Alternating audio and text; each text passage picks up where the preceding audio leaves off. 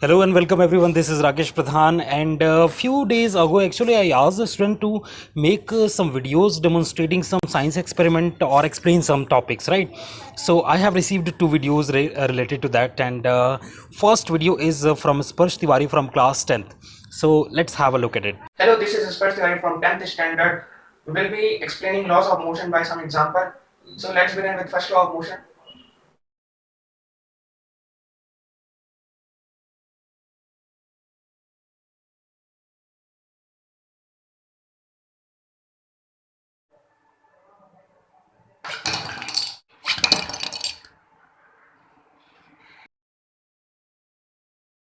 The first law of motion states that an object continues to be in a state of rest or of uniform motion along a straight line unless acted upon by an unbalanced force. In other words, an object resists a change of motion. It is also called inertia, and inertia is of two types: inertia of rest and inertia of motion. The experiment is an example of inertia of rest in which the sharpener wants to resist a change of state.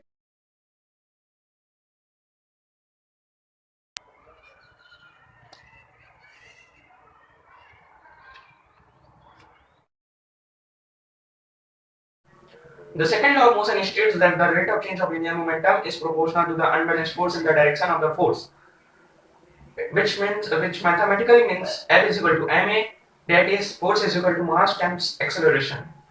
So on observing the experiment very carefully, when I catch first time, the ball hits my hand very rigidly and my hands get hurt, but in the second time it can't. Why? Let's find why. Let us assume the mass of the ball be 150 gram, and in the first catch the time will be 0.03 second, and in the second catch the time will be 1 second.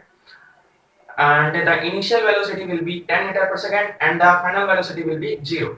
So let's calculate the force in the first time catch. On calculating the force, we get force is equal to minus 50 Newton. But in the second times, the force is equal to minus 1.5 Newton. The both are retarding force. And the second times force is 33 times lesser than the first times force. Why? This is because the time in the second time sketch is greater and time is in denominator. So the net force will be decreased. That's why in the second time sketch my hands didn't get hurt.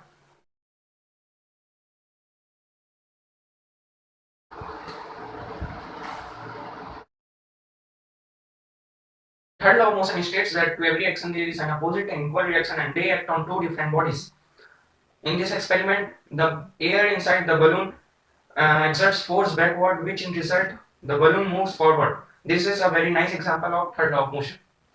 So this all are my examples. I hope you all understand. Thank you.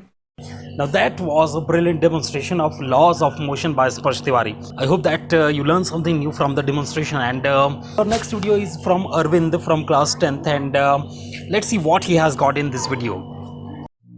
Space के ऊपर हम इंसान न जाने कितने सालों से research करते आ रहे हैं, न जाने कितनी सारी डिस्कवरीज हमने स्पेस को स्टडी करते समय की है, बट स्टिल देन हमने आज भी स्पेस को सिर्फ 1% ही स्टडी किया है। अभी भी ऐसी बहुत सी चीज़ें हैं जिनकी डिस्कवरीज करना बाकी है। Last year human made the biggest discovery of history by clicking the first ever image of a black hole. जिस ब्लैक होल की हमने तस्वीर पिछले साल ली उसका नाम था M87। बट सवाल ये उठ के आता है कि क्या ब्लैक होल्स की तरह वाइट होल्स भी होते हैं, और अगर हाँ तो वो कैसे फॉर्म होते हैं, उनकी प्रॉपर्टीज़ क्या है। So friends, in this video we will cover the topic of white holes.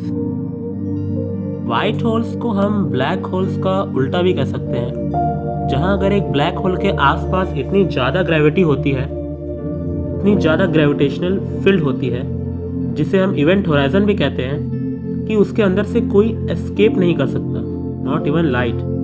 But इसके just opposite white holes constantly चीज़ों को थ्रो करते रहते हैं, और इसी कारण से हम वाइट होल्स के अंदर नहीं जा सकते, because it expelling things out all the times. वैसे तो वाइट होल्स सिर्फ थ्योरी में एग्जिस्ट करते हैं, पर बहुत से थ्योरिस्ट का यह भी मानना है कि वाइट होल्स रियलिटी में भी एग्जिस्ट करते हैं। एक थ्योरी यह भी कहती है कि जब एक ब्लैक होल इवेपोरेट होता है तो उसके बाद वह एक वाइट होल में चेंज हो जाता है। बट अगर हम थर्मोडायनेमिक्स के सेकेंड लॉ की तरफ बढ़ें तो उस हिसाब से वाइट होल एग्जिस्ट नहीं करने चाहिए।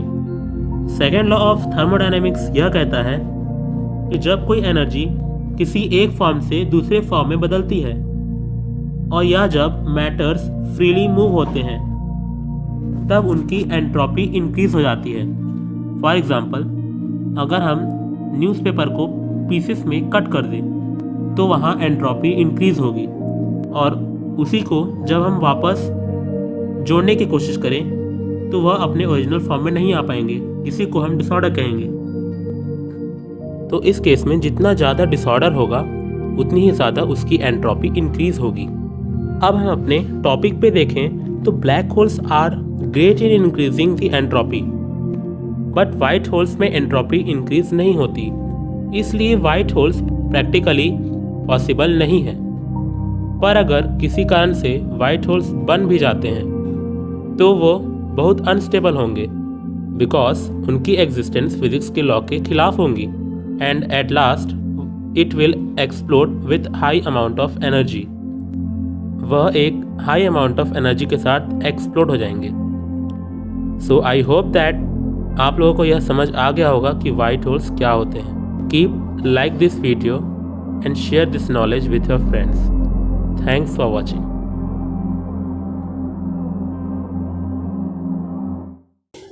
Again, we have such a fascinating information related to white holes, which is one of the mysteries of the universe. So I thank both the students for their efforts and making these videos, and you can also send me such videos related to some new topics or something which you find explainable, right? So just make this video and forward it to me. Thank you so much.